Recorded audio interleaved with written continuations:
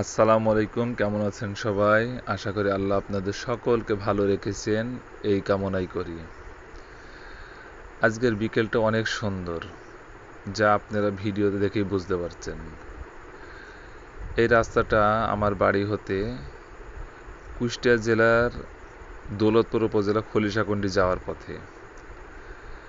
প্রকৃতপক্ষে গ্রামের এই সবুজ প্রকৃতি আমাদের শুধু বাঁচিয়ে রাখে না, বাঁচতেও শেখায়। প্রতিটি ঋতুতে তার রূপ বদলায়, কিন্তু মমতা কখনো কমে না। শহরের দূষণে যখন পৃথিবী হাঁপাচ্ছে, তখন গ্রামের এই সবুজ অরণ্যই আমাদের মনে আশার আলো জ্বালায়। প্রকৃতির এই অকৃপণ দানকে আমরা যতটা উপলব্ধি করি, তার চেয়ে অনেক বেশি গুরুত্বপূর্ণ এটি আমাদের অস্তিত্বের জন্য।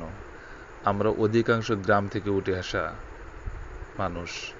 আসুন আমরা সবুজকে ভালোবাসি, প্রকৃতিকে রক্ষা করি, আমাদের জেলা সহ আমাদের মাতৃভূমিকে ভালোবাসি।